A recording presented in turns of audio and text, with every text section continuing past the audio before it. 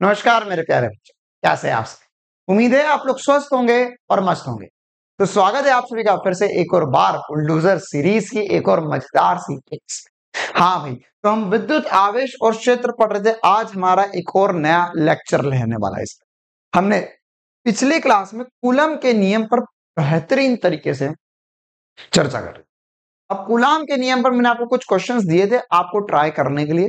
वो भी कुछ क्वेश्चंस मैं भी आपको बताऊंगा। उसके अलावा उससे जुड़े और भी जो इंपॉर्टेंट से क्वेश्चन है हमारे UP board, Rajasthan board, MP board, Jharkhand, Chhattisgarh, Uttarakhand, Haryana, सभी हिंदी भाषी राज्यों के लिए हम ये सब करने वाले हैं।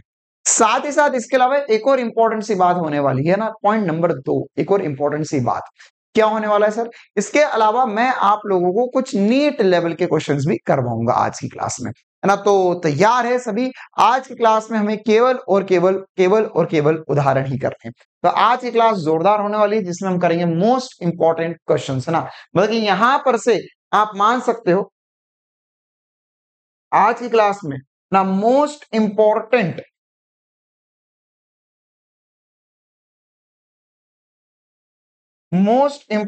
क्वेश्चंस होने वाले हैं। मोस्ट इंपॉर्टेंट क्वेश्चंस होने वाले हैं, ठीक है। तो जो मोस्ट इंपॉर्टेंट क्वेश्चंस है वो हमें आज की क्लास में देखना होंगे, करना होंगे और समझ। चलिए, तो बिना समय खराब किए करते हैं क्लास की शुरुआत। कूलम का नियम हम ऑलरेडी पढ़ चुके थे। कूलम का नियम का बेसिक क्या था वो मैंने आपको ऑलरेडी बता दिया था, है ना। क्या था कूलम के नियम का बेसिक? कूलम के नियम का बेसिक था सर, एफ बराबर होता है के Q1 Q2 बटे में आर स्क्वायर, जहां पर के की जो वैल्यू होती है वो 9 इंटू 10⁹ न्यूटन मीटर स्क्वायर पर कूलाम का स्क्वायर होती है। और के को हम चाहे तो 1/4πε0 लिख सकते हैं। ये हमारे लिए वायु के लिए होता है। अन्य माध्यम के लिए लिखेंगे तो क्या लिखना चाहिए था सर? हमें लिखना चाहिए था के की वैल्यू नहीं आ जाएगी, के डैश 1/4πε, या हम लिख सकते हैं 1/4πε इंटू एप्सिलॉन नॉट। और इसमें हमने देखा भी था कि सर अगर बल वायु में F0 है तो अन्य माध्यम में बल F बटा एप्सिलॉन R हो जाएगा। यहां तक की कहानी हमने कर ली थी। अब इस पे हमें करने क्वेश्चन। एक क्वेश्चन मैंने आपको बेसिक करवा भी दिया था ना, जिससे वाला क्वेश्चन मुझे उम्मीद है सभी को क्लियर होगा। ये बेसिक सा क्वेश्चन था जो मैंने आपको करवाया था। हमको निकालना था आवेशों के मध्य बल कितना होगा। तो के Q1 Q2, Q1 दिया था, Q2 दिया था, दूरी दी हुई थी, हमको सीधे सीधे फॉर्मूला वैल्यू रखी थी हमने और सॉल्व कर लिया था। अगर आपका ये आंसर आ गया था और क्लियर है तो नीचे कमेंट जरूर करें, थम्स अप करें, ताकि हम बढ़ पाए आगे, है ना। और आगे बढ़ेंगे और हम मतलब यहां से जो सवाल आएंगे वो चीता सवाल आएंगे, है ना। तो मतलब आप एसपी सर के चीते बनने के लिए हो तैयार। तो करते हैं अगले सवाल की शुरुआत, है ना। अच्छा, ये वाला सवाल करें उससे पहले ये वाला कर लेते। ये वाला एक मैंने आपको होमवर्क में दिया था। हाँ, जो पहले होमवर्क में दिया था वो वाला करवा देता हूं मैं आपको, है ना। तो ये वाला क्वेश्चन मैंने आपको होमवर्क में दिया था। क्या था इस क्वेश्चन में और कैसे होगा इसका हल? जिन्होंने ट्राई किया बहुत बढ़िया, जिन्होंने ट्राई नहीं किया कोई बात नहीं, अभी हम इसका सॉल्यूशन करने वाले। हमें बोला है 0.2 माइक्रोकूलम आवेश के किसी छोटे गोले पर किसी अन्य आवेशित गोले के कारण वायु में 0.2 न्यूटन बल लगता है। यदि दूसरे गोले पर 0.2 माइक्रोकूलम आवेश है तो दोनों गोलों के बीच में दूरी कितनी है, आर का मान कितना है ना। अगर आपका आंसर आ चुका है तो वीडियो पॉज करो और नीचे कमेंट जरूर करो आर की वैल्यू कितनी आएगी। तो हमें क्या बोला गया क्वेश्चन? हमें बोला गया है सर यहाँ पर कि एक गोला ये रहा, दूसरा गोला ये रहा, गोले ही गोले। एक है 4 माइक्रोकूलम, एक है 8 माइक्रोकूलम। 0.8, सॉरी 0.8 और 0.4 माइक्रो। इसे हम लिख सकते हैं 0.4 इंटू 10⁻⁻6 कूलम। इसे भी चाहे तो लिख सकते हैं 0.8 इंटू 10⁻⁻6 कूलम। अब चाहो आप इसमें तो एक और पॉइंट उड़ा सकते हो, एक और पॉइंट उड़ा सकते हो, और आप चाहो तो इसे लिख सकते हो 4 गुणा 10⁻⁻7, है ना। ये पॉइंट उड़ेगा तो एक और पॉइंट मिल जाएगा, सर 4 गुणा 10⁻⁻7 गुलाम, ये भी हो जाएगा, और ये हो जाएगा 8 गुणा 10⁻⁻7 गुलाम। क्या किया मैंने, यहां से पॉइंट उड़ाऊंगा तो जगह 0.8 में से पॉइंट उड़ेगा, बटे में 10 आ जाएगा। ये 10⁻⁻ से ऑलरेडी ये 10⁻, जो -6 लिखा होता है ये भी क्या 1/10⁻6 लिखा हुआ है। तो नीचे अब मेरे पास एक और जीरो आ चुका, तो 7 जीरो बन जाएंगे total. Okay sir, basic calculation. अब हमें क्या निकालना है, हमें आर की वैल्यू निकालनी है। ये हमारे पास क्या आ गया, हमारे पास आ गया है सर जी 1। ओके, ये क्या आ गया है Q2, इनके बीच में दूरी है r। अच्छा, बल कितना लग रहा है? बल लग रहा है सर ना इस पर अन्य छोटे आवेशित गोले के कारण 0.2 न्यूटन का बल लग रहा है। इस दिशा में बल लग रहा है 0.2 न्यूटन का। कितना बल लग रहा है? 0.2 न्यूटन का बल लग रहा है। तो बल कैसे कैलकुलेट कर सकते हैं? हाँ भाई, तो बल का मान क्या था? बल का मान होता है सर के Q1 Q2 बटे में R का स्क्वायर। क्या होता है? के Q1 Q2 बटे में R का स्क्वायर।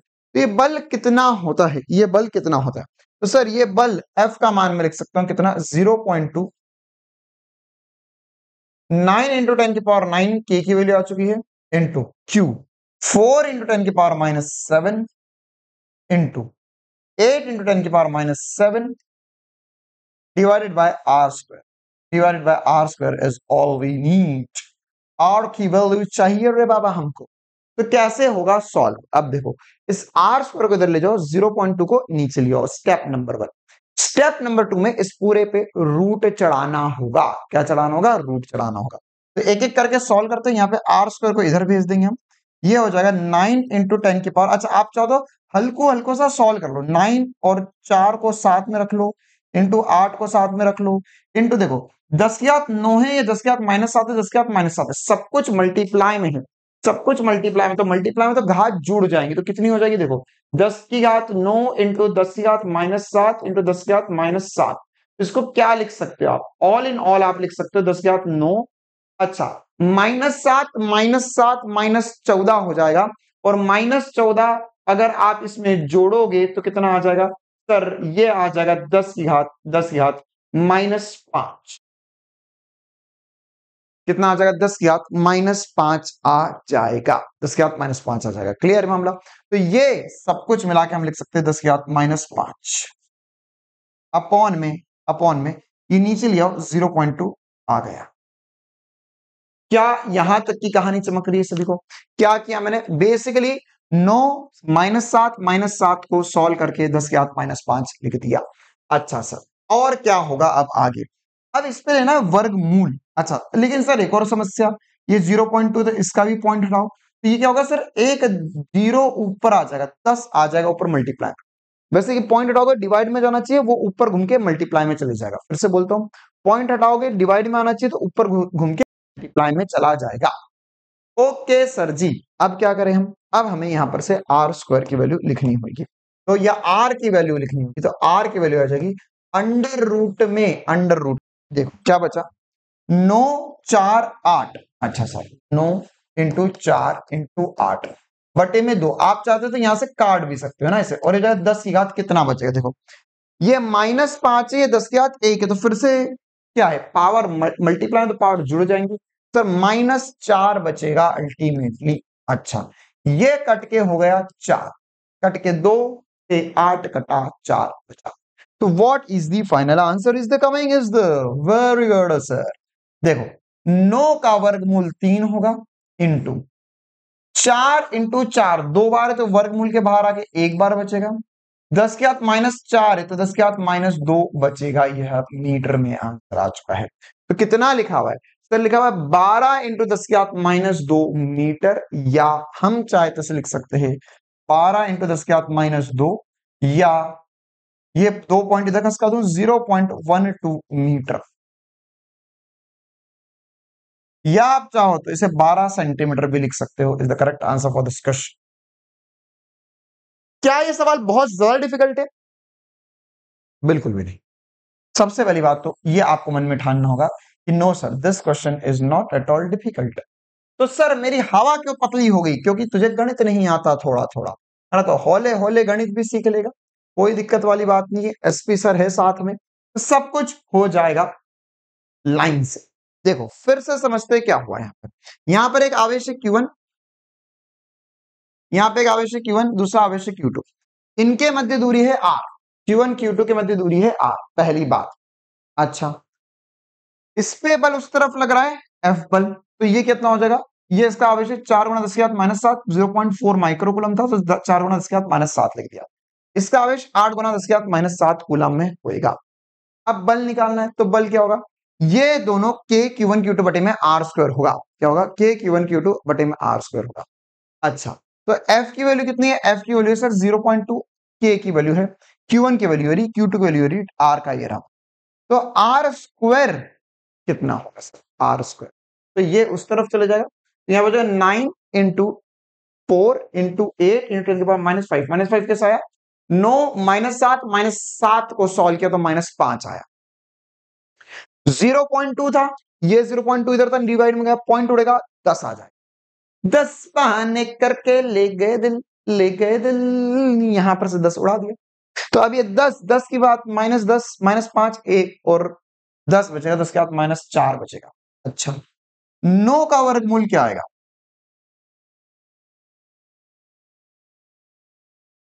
9 का वर्गमूल क्या आएगा? तो सर 9 का वर्गमूल हो जाएगा 3, 4 और 4 का वर्गमूल कितना होगा? 4 ही होगा सर, मतलब 16 लिखा हो, 16 का वर्गमूल 4 मान सकते हो। 10 के बाद -4 का वर्गमूल, 10 के बाद -2 बचेगा, और इसको सॉल्व करके हम आंसर लिया है। क्लियर है मामला? क्या ये सभी को समझ में आया? अगला पार्ट इसमें, ये था ए पार्ट, ए पार्ट हमने कर लिया हल। बी पार्ट, दूसरे गोले पर पहले गोले के कारण कितना बल लगेगा? तो सर हमें पता है कि F12 जो होता है वो परिमाण अनुसार F21 के बराबर होता है, मतलब जितना बल पहला गोला दूसरे पर लगाएगा उतना ही दूसरा गोला पहले पर लगाएगा, मतलब समान बल लगेगा, समान बल लगेगा।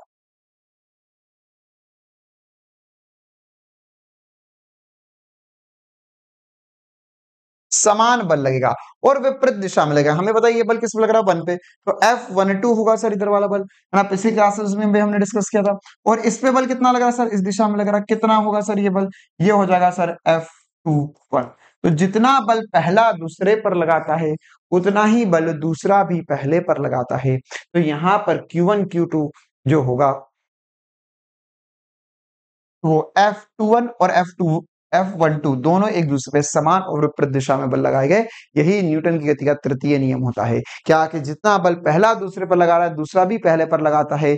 हर क्रिया के लिए एक प्रतिक्रिया होती है, और क्रिया और प्रतिक्रिया बल दोनों विभिन्न वस्तुओं पर कार्यरत होते हैं। तो ये वही वाली बात है कि जितना बल ये इस पे लगाएगा उतना ही बल ये इस पे लगाएगा। ये इसको इधर धका रहा है, ये Q1 Q2 को इधर धका रहा है, और समान बल लगेगा, दिशा में लगेगा। क्लियर है मामला? आ गई इतनी सी बात समझ में? बढ़िया मजेदार सा क्वेश्चन। चलिए आगे बढ़ते हैं। अच्छा, ये वाला क्वेश्चन भी होमवर्क में था, लेकिन इस क्वेश्चन को करने के लिए हमें सदिश रूप पढ़ना पड़ेगा। तो उससे पहले जो एक दो और आवेश वाले क्वेश्चन बचे हुए, हमारे आसान क्वेश्चन बचे हुए, उनको पहले हम कर देते हैं सेट। चलिए अगला question, what is the question saying is the question reading you, बताओ क्वेश्चन क्या कह रहा है? क्वेश्चन कह रहा है सर, धातु के दो अत्यंत सूक्ष्म गोले वायु में 3 मीटर की दूरी पर रखे गए। प्रत्येक गोले पर 10 की घात -6, वो नीचे लिखा हो लेकिन ऊपर ही 10 की घात -6 कूलम आवेश है।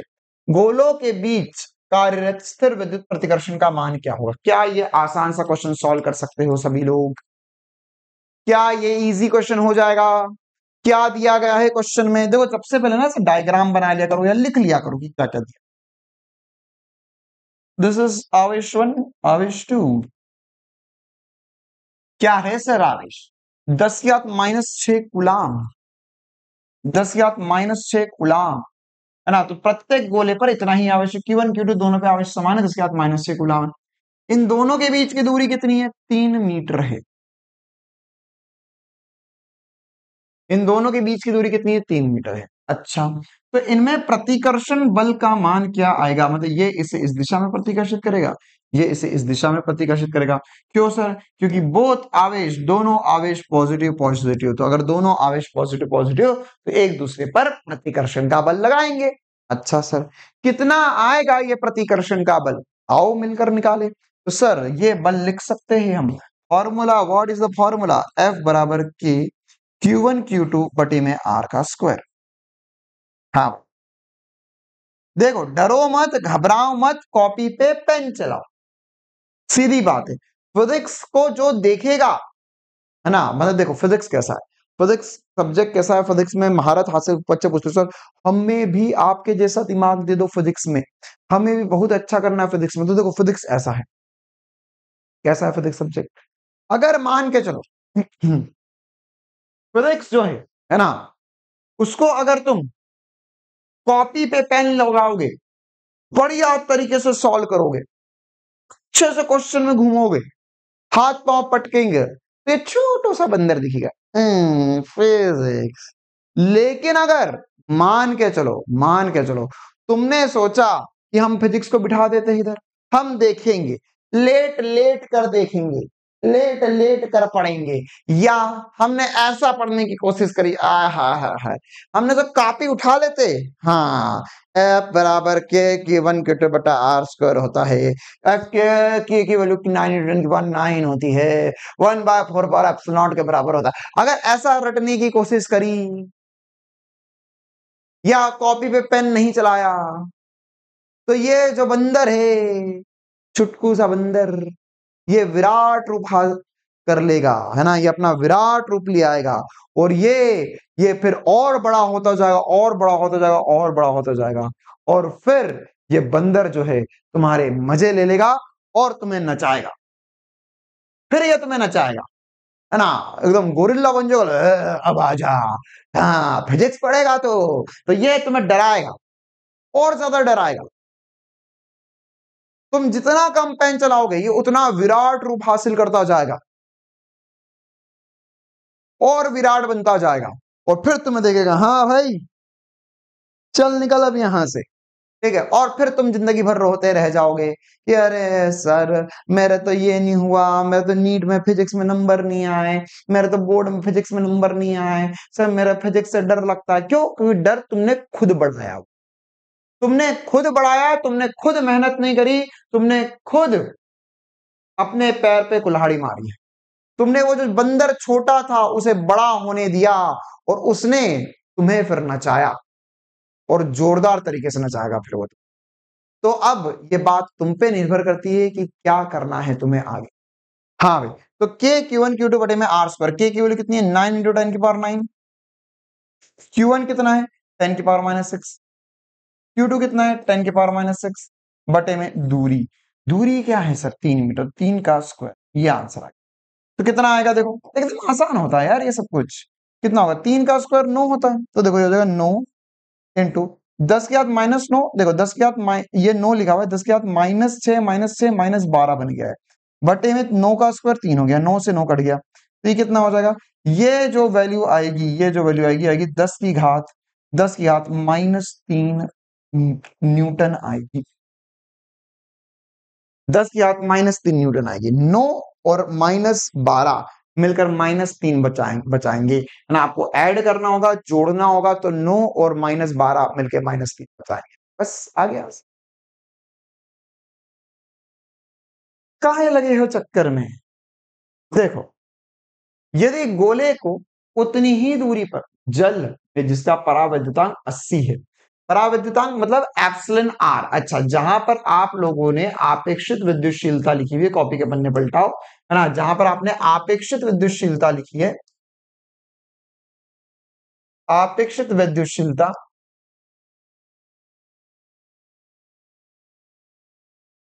आपेक्षिक विद्युतशीलता, वहां पर आप इसे पराविद्युतांक भी लिख लो, पराविद्युतांक 80 होता है ना। पराविद्युतांक मतलब क्या होता है, आपेक्षिक विद्युतशीलता सेम होता है। वैसे पराविद्युतांक वर्ड का यूज ज्यादा अभी हम लोग कैपेसिटर पढ़ने जाएंगे, कैपेसिटर के अंदर हम करने वाले, ठीक है, कैपेसिटर के अंदर हम जोरदार तरीके से पराविद्युतांक पराविद्युतांक पराविद्युतांक चिल्लाएंगे ना। हाँ भाई, तो एप्सिलॉन आर बराबर होगा 80 के, एप्सिलॉन आर किसके बराबर होगा, 80 के बराबर होगा।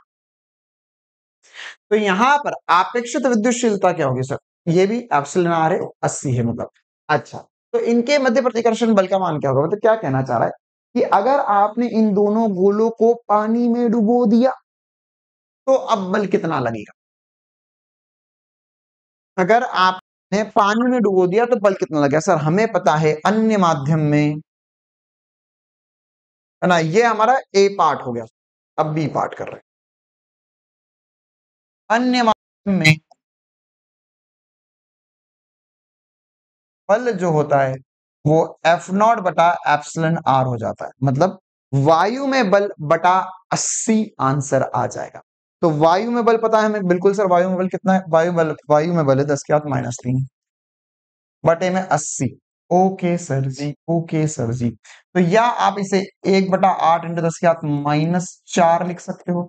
ये 0 भी इसके साथ चले जाएगा। 1/8 मतलब कितना हो गया? 1/8 मतलब हो गया सर 0.25 इंटू 10 की पावर -4। या आप चाहो तो एक दशमलव और इधर खसका सकते हो, 1.25 लिख सकते हो, इंटू 10 की पावर -5 लिख सकते हो आप। क्लियर है मामला? तो यहां पर 1.25 इंटू 10 के बाद देखो ऐसा भी सोच सकते हो, यहाँ पे मैंने 10 से मल्टीप्लाई डिवाइड कर लिया, 10 से मल्टीप्लाई डिवाइड कर लिया, तो ये 10 के बाद -5 बचेगा। क्या बोल रहा हूं मैं? देखो इसमें मैंने 10, ये था ऐसा कैसा, एक और 10 लिया है मैंने, ये 10 कट के वही आंसर, ये और ये एक ही चीज लिखी हुई है, लेकिन ये 10 के बाद तो -5 बन जाएगा और इसको सॉल्व करना आसान हो जाएगा, 5/4 आ जाएगा। ठीक है, तो 5/4 को मैं 1.25 लिख सकता हूं, 1.25 लिख सकता हूं। तो ऐसे ही आप इन सभी को कर सकते हो सॉल्व, और इन सभी का आ सकता है हल। क्लियर है कहानी? क्या ये छोटी मगर बड़ों की बात इस सभी को समझ में आती है? और अगर आती है तो कर दो जल्दी से thumbs up, thumbs up, thumbs. चलिए एक और सवाल करते हैं। हाँ भाई, रिपीट कर देता हूं, कुछ नहीं किया सवाल में। 10 की घात -6 माइक्रोकूलम, या ये माइक्रोकूलम भी हो सकता है, 1 माइक्रोकूलम, या 10 की घात -6 कूलम आवेश किया हुआ है। फिर उसके अंदर हमें बोला गया है 10 की घात -6 दोनों आवेश है 3 मीटर की दूरी पर रखे हुए, तो क्या होगा सर? k q1 q2 बटे में r² किया, फॉर्मूला लगाया, आंसर आ गया।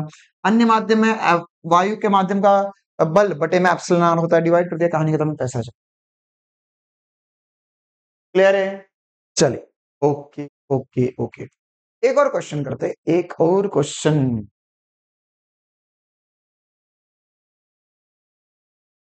सवाल पे सवाल, सवाल पे सवाल, सवाल पे सवाल। हाँ भाई, स्क्रीनशॉट ले लो चाहो तो सवाल का। सवाल में बोला है कि कांच की छड़ को रेशम से रगड़ने पर 3.2 कूलम धनावेश आ जाता है। अच्छा, ज्ञात कीजिए रेशम पर आवेश कितना होगा? छड़ से रेशम में स्थानांतरित इलेक्ट्रॉन की संख्या क्या होगी? छड़ तथा रेशम के द्रव्यमान में परिवर्तन क्या आएगा? देखो बेसिकली ये जो सवाल है, ये सवाल कूलम के नियम पर आधारित नहीं है ना, मतलब ये बेसिक जो हमने आवेश के बारे में समझा था वो उस पर बेस्ड आवेश, Q बराबर NE पर आवेश, Q बराबर NE फॉर्मूला पढ़ा था, आवेश का क्वांटीकरण पढ़ा था, उसी पर आधारित ये बेसिक सा सवाल है।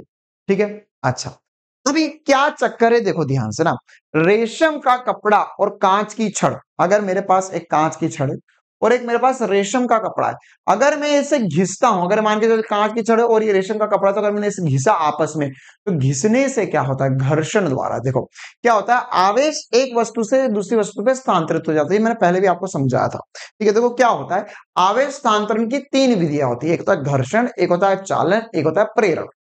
ठीक है, तो अब घर्षण ये वाली विधि का उपयोग किया गया है यहाँ पर।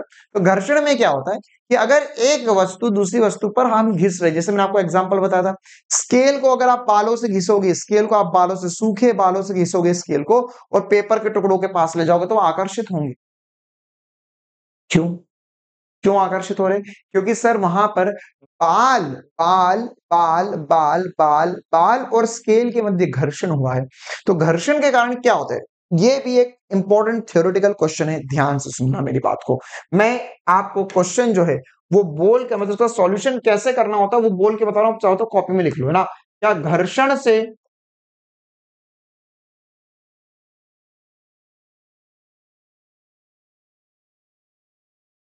से आवेशन कैसे होता है?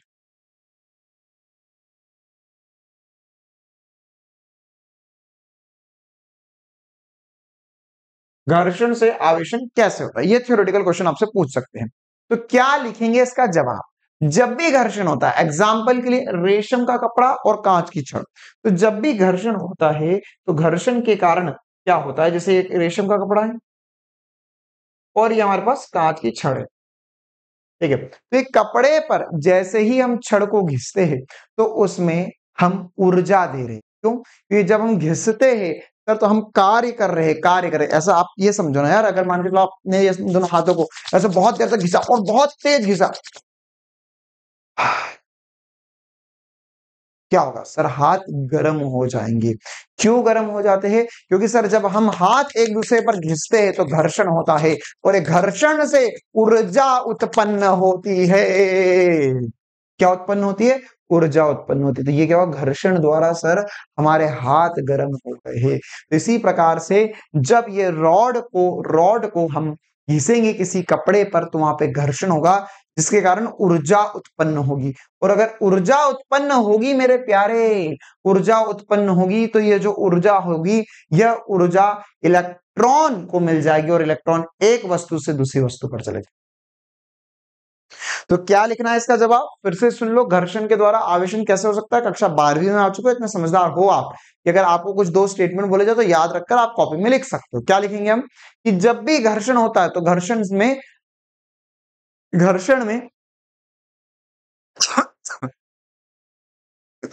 सॉरी, घर्षण द्वारा उत्पन्न ऊर्जा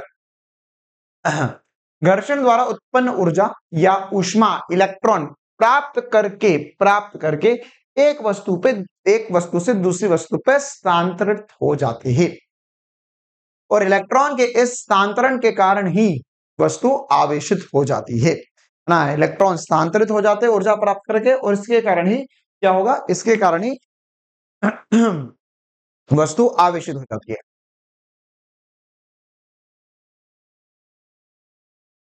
हाँ भाई, तो अब ये क्वेश्चन क्या कह रहा है? क्वेश्चन में बोला गया है कि हमारे पास सर एक कांच की छड़ रेशम के कपड़े से घिसी, तो 3.2 गुना उसके बाद -9 कूलम आवेश आ जाता है। तो रेशम पर आवेश कितना आ जाएगा? तो देखो क्या है, ये कांच की छड़ है,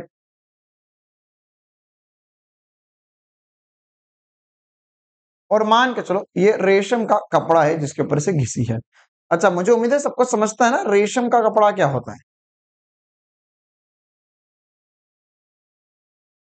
हाँ, तो रेशम का कपड़ा समझता है, रेशम का कपड़ा। अगली बोल दो कमेंट में, मैं फोटो ले आऊंगा रेशम के कपड़े की, या चलो दिखाई देते हैं आपको रेशम का कपड़ा कैसा दिखाई देता है।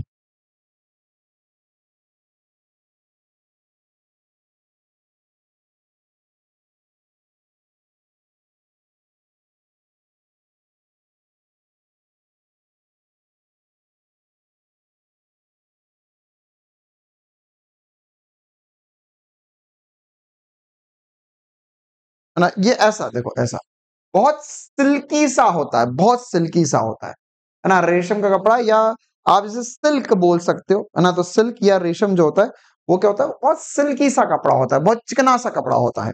तो ये ऐसा ही कपड़ा है। तो यहां पर अगर हमने रॉड को रेशम के कपड़े से घिसा तो उसकी वजह से क्या हुआ? कांच, अब ये घिसने के बाद में हमने इसे अलग कर लिया सर। तो जैसे ही दोनों को अलग अलग करेंगे तो ये रॉड अलग आ चुकी है, रेशम का कपड़ा जो है वो अलग यहाँ पर रखा हुआ है। अब तो अब यहाँ पर क्या हुआ है? क्वेश्चन वाले ने बोला है कि रगड़ने से कांच की छड़ को रेशम के कपड़े से रगड़ने पर छड़ पर धनावेश आ जाता है।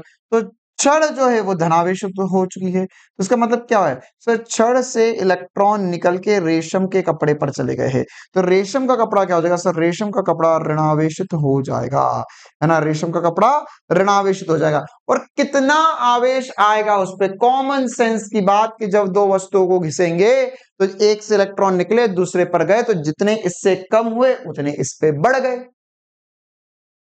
क्या बोलेंगे? जितने पहले वाले से कम हुए दूसरे उतने पर बढ़ गए। तो रेशम पर आवेश क्या हो जाएगा? रेशम पर आवेश, रेशम पर आवेश, रेशम पर आवेश कांच की छड़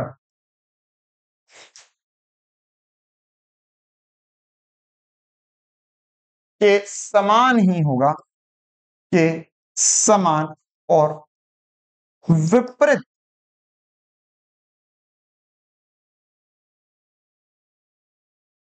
होता है। समान और विपरीत होता है। ठीक है, क्या होगा, जितना यहाँ पर है तो उतना ही इस पर होगा, इस पे पॉजिटिव तो इस पे नेगेटिव आ जाएगा। तो आंसर में क्या लिखेंगे सर, आंसर क्या होगा इसका, या वैल्यू क्या होगी, तो ये क्यू की वैल्यू रेशम के कपड़े पर हो जाएगी -3.2, जितना इतना इस पर है 3.2 × 10⁻⁹ कूलम। सेम आवेश आएगा बट नेगेटिव आवेश आएगा क्योंकि इलेक्ट्रॉन निकल गए उस पर चले गए। फिर बोला है छड़ से रेशम में स्थानांतरित इलेक्ट्रॉन की संख्या क्या होगी, इलेक्ट्रॉन की संख्या क्या होगी। देखो भैया, तो इलेक्ट्रॉन की संख्या कैसे ज्ञात कर सकते हैं, पॉइंट नंबर 2, इलेक्ट्रॉन की संख्या, इलेक्ट्रॉन की संख्या। तो सर हमें पता है, क्या पता है सर, हमें पता है Q बराबर होता है Ne। मतलब देखो किसी पर निकाल लो, इससे इलेक्ट्रॉन की कमी हुई है, इसमें इलेक्ट्रॉन की अधिकता हुई है, तो आपको बस इलेक्ट्रॉन की संख्या निकालनी, कितने इधर से इधर गए, तो आवेश कितना है, आवेश में पॉजिटिव ही रख देता हूं, 3.2 × 10⁻⁹ बराबर होगा, n की वैल्यू निकालनी है 1.6 × 10⁻⁹, ये आंसर आएगा। यहां से n की वैल्यू कितनी आ जाएगी, इससे डिवाइड कर दो तो हो जाएगा 3.2 × 10⁻⁹ बटे में 1.6 × 10⁻⁹। तो सर देखो ये कटेगा, ये दुगना होगा, 16 × 2 32 होता है। ये दोनों डिवाइड में, तो डिवाइड में तो घात घट जाएंगी, तो यह 2 × 10 की घात, देखो -9, पहले मैं यहाँ पे आंसर लिख देता हूँ ना, 10 आएगा। हाँ सर याद करके, नहीं नहीं अभी सॉल्व, अरे लाला तेरे सामने, चिंता न कर, विश्वास रख, बहुत आसान है।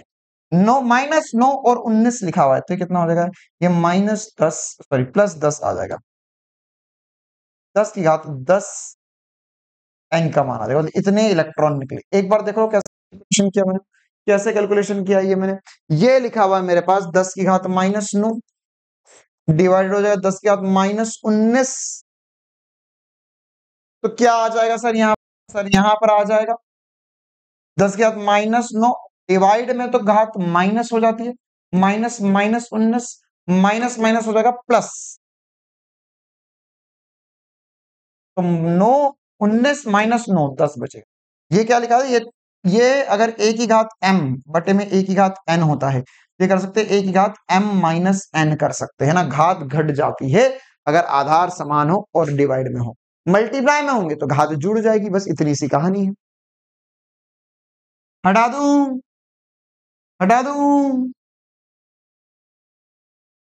चलो, तो ये हमारे पास इलेक्ट्रॉन की संख्या आ गई, 2 × 10 की घात 10 इलेक्ट्रॉन्स निकलेंगे। अच्छा, छड़ तथा रेशम के द्रव्यमान में परिवर्तन कितना आएगा, द्रव्यमान में परिवर्तन कितना आएगा, द्रव्यमान में परिवर्तन मतलब देखो वो बेसिकली क्या पूछा जा रहा है, इलेक्ट्रॉन का द्रव्यमान, जितना इलेक्ट्रॉन इधर जाएंगे उतना ही द्रव्यमान कम हो जाएगा, इधर उतना ही द्रव्यमान बढ़ जाएगा, तो कुल इलेक्ट्रॉन का द्रव्यमान कितना होगा,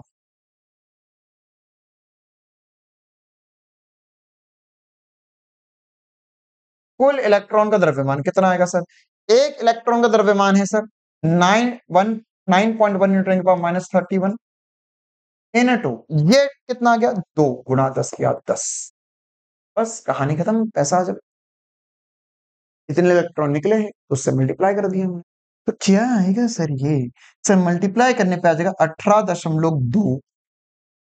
अच्छा अब क्या होंगी, घात जुड़ जाएंगे तो 10 की घात -31 + 10, तो -21 बचेगा, क्या बचेगा 10 की घात -21 बचेगा। क्लियर है कहानी। और अगर ये भी समझ में आ गया तो यहाँ पर क्या लिख सकते हैं हम लिख सकते हैं सर जी, ये हो जाएगा, ये देखो ये हो जाएगा 18.2, अगर आप चाहो तो एक पॉइंट इधर खसका दो, ये 1.82 लिख सकते हो,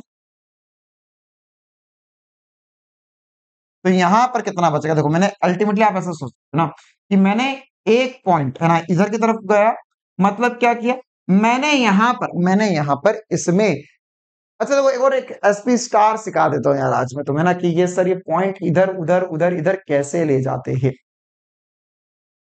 देखो तो पॉइंट इधर उधर कैसे ले जाते हैं, तो ये हो जाएगा 21, देखो ये इसके लिए मैं आपको एक तरीका सिखाऊंगा, एक एसपी स्टार सिखा रहा हूं, ध्यान से सुनना मेरी इस बात को ना, और ये नियम आप चाहो तो अपनी कॉपी में कहीं कोने में ऊपर भी लिख लेना, कि सर हमने ये सॉल्व किया, अब मैं नीट लेवल की बातें कर रहा हूँ, ये आंसर आ गया हमारा, आप बोर्ड में इतना लिख कर आ जाओगे आपको पूरे नंबर मिल जाएंगे केजी में, ठीक है, लेकिन नीट में मान के चलो सर 1.82 लिखा हुआ है, तो अब कंफ्यूजन कि 1.82 के आगे 10 की घात -20 आएगा, या 1.82 के आगे 10⁻22 आ जाएगा। मैं -21 है तो एक बढ़ाऊं या घटाऊं, माइनस में भी। तो कैसे करेंगे इस चीज को, तो देखो इसको करने के लिए एकदम आसान सा एक नियम बताता हूं ना, एक एसपी स्टार, एक मेरी खुद की बनाई हुई तकनीक है, वो सिखा रहा हूं मैं आपको। क्या होता है कि जब भी आप दशमलव को, ऐसा समझो, दशमलव को अगर आप सीधे हाथ की तरफ ले जाओगे तो आपने, अगर मान के चलो यहां पे लिखा दो 32.5 4 ऐसा कुछ लिखा हुआ, इंटू 10⁻2 लिखा हुआ है, ठीक है। अब अगर मैं दशमलव को सीधे हाथ की तरफ ले जाऊंगा तो मेरी घात घट जाएगी, और उल्टे हाथ की तरफ ले जाऊंगा तो घात बढ़ जाएगी, है ना। क्या बोल रहा हूं, सीधे हाथ की तरफ ले जाओगे तो घात घट जाएगी, और उल्टे हाथ की तरफ ले जाओगे तो घात बढ़ जाएगी। मतलब दशमलव को अगर 2 अंक इधर ले गए हम तो घात घट जाएगी। तो इसको कैसे, किस एसपी स्टार से याद रखना है आपको, कि अगर आपने सीधे हाथ की तरफ, राइट हैंड तरफ ले जाओगे तो घात 10 की घात घटती है, और अगर दशमलव को आप उल्टे हाथ की तरफ ले जाओगे तो 10 की घात बढ़ती है।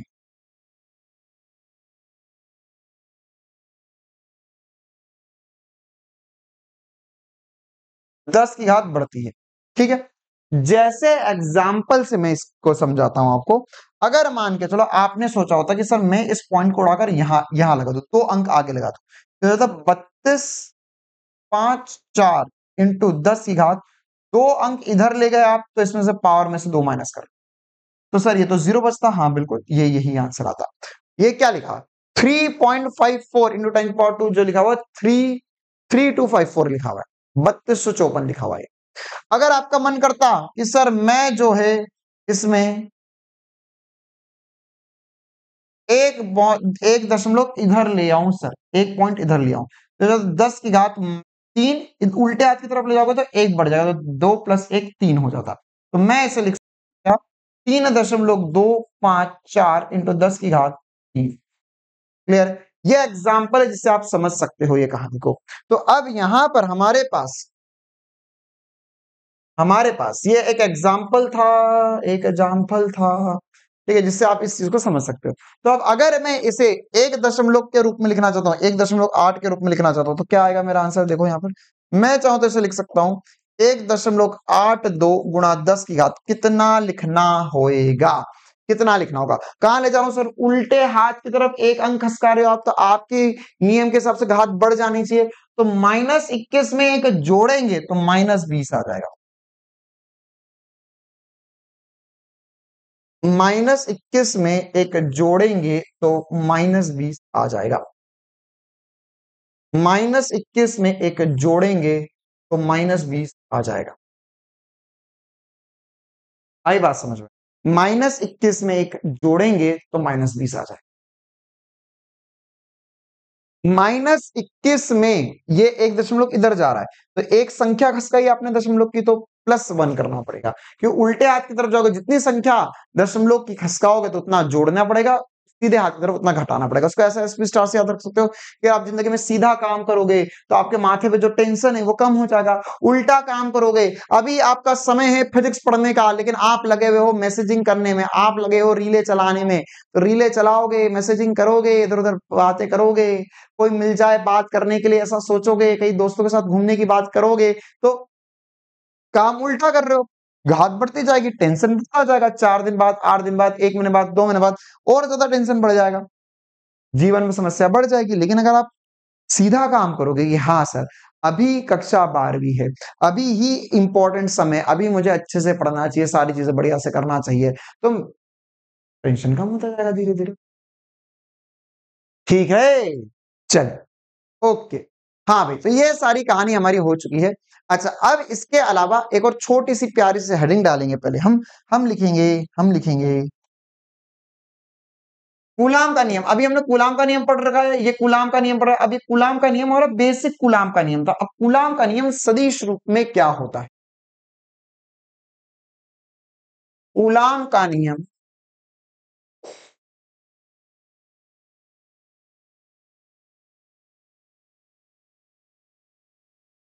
सदिश रूप में।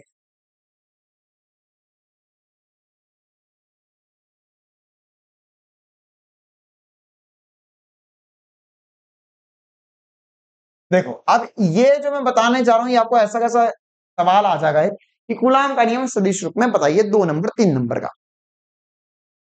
तो अब इसका एनसीईआरटी में जो कार्यक्रम लिखा है ना बहुत कॉम्प्लिकेटेड है। उन्होंने लिया हुआ एक आवेश यहां, दूसरा आवेश यहां, उनके बीच में दूरी आर, R1, R12, R21, ऐसे कंफ्यूजन में बहुत दिया हुआ है। R1 दिया, R2 दिया, R12, R21 करा हुआ है। वो बहुत कंफ्यूजिंग कार्यक्रम है। मैं आपको एकदम आसान तरीके से ये सब कुछ समझाने जा रहा हूं, तो ध्यान से मेरी बात मान के चलो। हमने अभी तक ऐसा माना कि सर मेरे पास एक लाइन है, इस लाइन पर मेरे पास 2 आवेश है।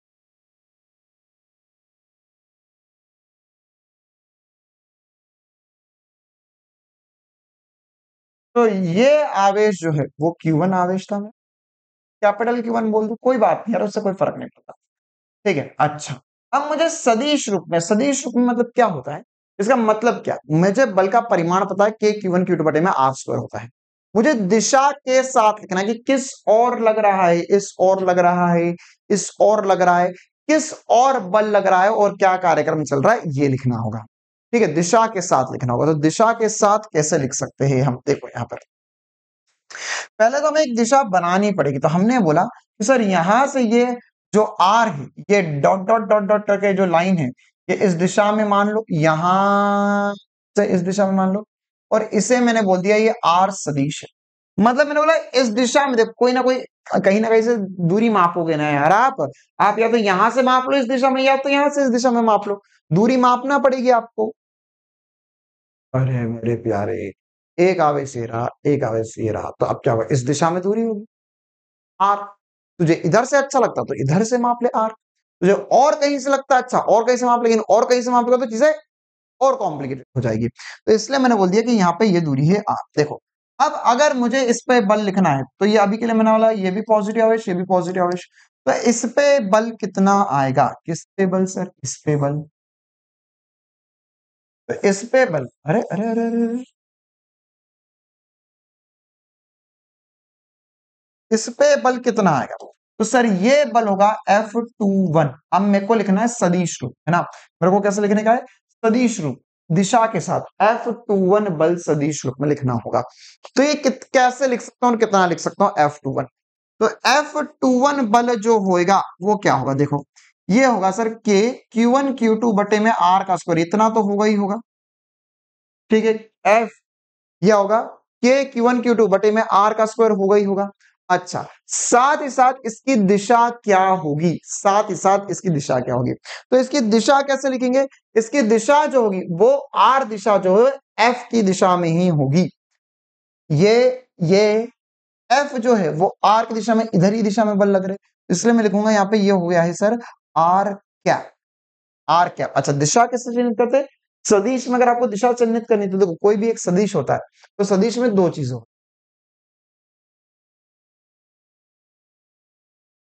एक होता है उसका परिमाण और एक होती है दिशा। ठीक है, तो परिमाण मतलब वैल्यू और दिशा मतलब सब सही होती है। तो यहां पर दिशा कैसे होगी, जैसे ये मेरे पास ये आर है, तो आर एक सदिश है, तो इसमें आर का परिमाण कैसे लिखेंगे सर, आर का मैग्नीट्यूड, या केवल आर भी लिख सकते हैं, और इसकी दिशा हो जाएगी आर कैप, इसकी दिशा किससे हो जाएगी आर कैप। तो हम बोल सकते हैं कि यहां पे ये जो आर सदिश होगा ये होगा आर का परिमाण इंटू आर कैप, ये हम एक सदिश को लिख सकते हैं। या अगर आप चाहो तो आर कैप को लिख सकते हो आर सदिश बटे में उसका परिमाण, तो परिमाण में ऐसा मॉड लगाओ तो भी चलेगा, या केवल सीधे सीधे आर भी लिख दोगे तो भी चलेगा। अच्छा, तो ये कितना हो जाएगा आर कैप की जगह क्या लिख सकते हो जाएगा F21 सदिश बराबर होगा K Q1 Q2 बटे में आर का स्क्वायर इंटू आर कैप जो हो जाएगा आर सदिश बटे में आर का परिमाण। तो अगर मैं चाहूं तो मैं लिख सकता हूं इसे K Q1 Q2 बटे में आर का स्क्वायर इंटू आर सदिश, आर का स्क्वायर इंटू आर सदिश, सॉरी आर का क्यूब हो जाएगा, आर का स्क्वायर इंटू आर, आर का क्यूब हो जाएगा, ये हो जाएगा बल F21। कितना हो जाएगा, ये हो जाएगा बल F21 हो जाएगा। इसी प्रकार से अगर मुझसे पूछा जाए F12 क्या होगा, तो अब देखा, अब यहां पर है ट्विस्ट। सर ये तो मैं आता था, अब समझ लग रहा है। तो हाँ, तो अब ट्विस्ट यहां पर छुपा हुआ है। क्या, अगर मैं इस पर बल देखूंगा तो कितना आएगा, ये हो जाएगा सर बल F12 सदिश। कितना हो जाएगा, F12 सदिश। तो बल F12 सदिश क्या कहलाएगा, F12 सदिश क्या कहलाएगा, तो देखो ये बल अब इस दिशा में लगेगा, इस पर। F12 F21 क्या है, F12 है 1 पर बल 2 के कारण, F21 है 2 पर बल 1 के कारण। अरे है ना, F21 क्या है, ये है दूसरे पर बल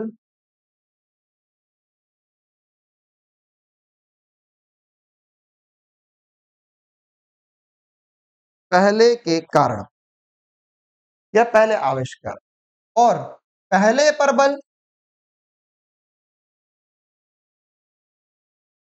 दूसरे के कारण। तो इससे क्या बोलेंगे, इससे बोलेंगे सर हम, इससे बोलेंगे हम F21, F21 सदिश।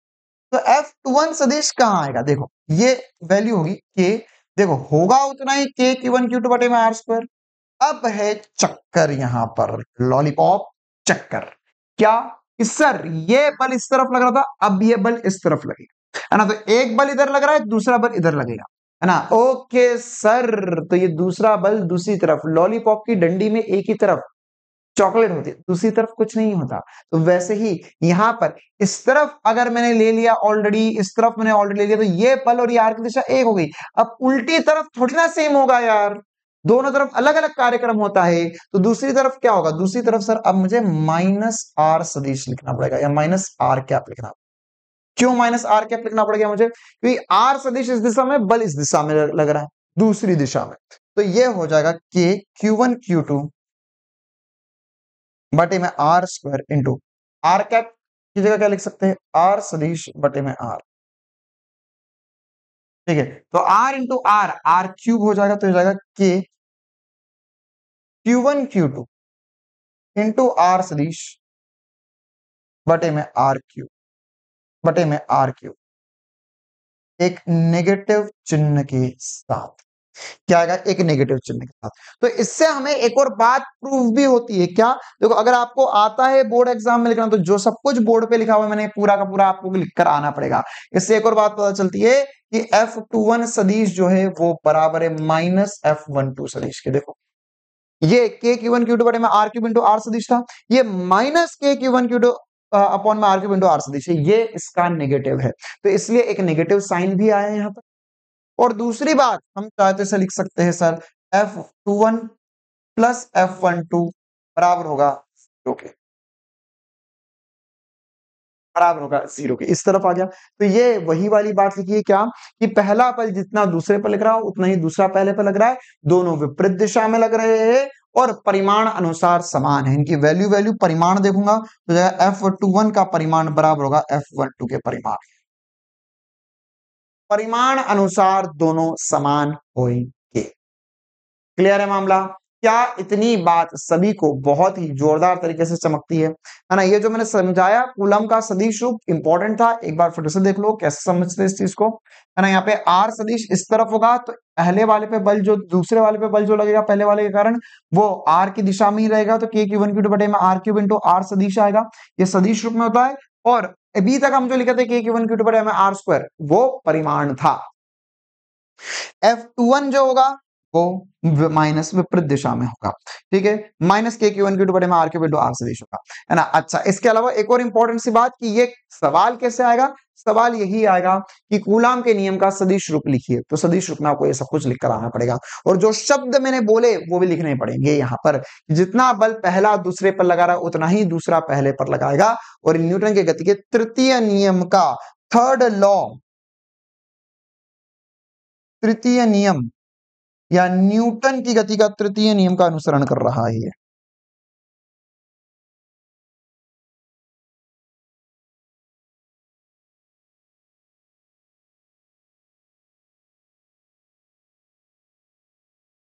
न्यूटन की गति का तृतीय नियम का अनुसरण कर रहा है ये, है ना। या आप ऐसा समझ सकते हो इस चीज को, आप ऐसा समझ सकते हो कि सर क्वेश्चन में ऐसा बोल सकता है कि क्या कूलम का नियम न्यूटन की गति के तृतीय नियम का अनुसरण करता है?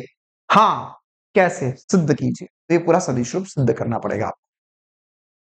चलिए, तो आज की प्यार भरी क्लास इतनी रखते हैं, हमने आज काफी सारे क्वेश्चंस डिस्कस कर लिए हैं। अच्छा, जाने से पहले एक और इंपॉर्टेंट सी बात बता दूं यार कि ऑलरेडी फिनिक्स बैच जो है वो चल रहा है, इसका सब्सक्रिप्शन का प्राइस 5999 चल रहा है, जिसके अंदर आपको सभी प्रकार की टेस्ट सीरीज, सभी प्रकार के बैचेस, 11th का बैच, 12th का बैच, ड्रॉपर का बैच, सब कुछ मिलेगा। नोट्स, डीपीपी, वीडियो सॉल्यूशन, हर एक चीज का, doubt clearing sessions, special doubt clearing session, सब कुछ आपको मिलने वाला है इस बैच के अंदर, ठीक है। और यही बैच सेम प्राइस पे 11th के लिए भी, 11th का निम्बस बैच कहलाता है, ड्रॉपर का फिनिक्स बैच कहलाता है ना। आप एक सब्सक्रिप्शन लेके मल्टीपल बैचेस भी ले सकते हो, आप एक सब्सक्रिप्शन में 3-4 बैचेस से भी पढ़ सकते हो, है ना। मतलब कि अगर आपको लगता है कि सर किसी बैच में बैकलॉग हो गया, अगला बैच ज्वाइन कर सकते हो, इस बैच में अलग क्लास चल रही है, उसमें अलग टॉपिक चल रहा है, सर दोनों कवर करना है साथ में, दोनों कर सकते हो, कोई दिक्कत वाली बात, ठीक है। और अगर आप नीट की तैयारी कर रहे हो और आपके दिमाग में कि सर शायद मेरा गवर्नमेंट कॉलेज में सिलेक्शन हो जाएगा, तो आप सब्सक्रिप्शन ले लो, 100% रिफंड आपको कर देंगे हम, अगर आपको गवर्नमेंट मेडिकल कॉलेज में सिलेक्शन होता है। तो सब्सक्रिप्शन एक इंपॉर्टेंट सी चीज है जो आपके पास होनी चाहिए अनअकैडमी की। चलिए, तो आज की प्यार भरी क्लास इतनी रखते हैं, अब हम मिलेंगे कल की क्लास में जिसमें हम विद्युत क्षेत्र पर चर्चा करेंगे। Thank you, tata, bye bye.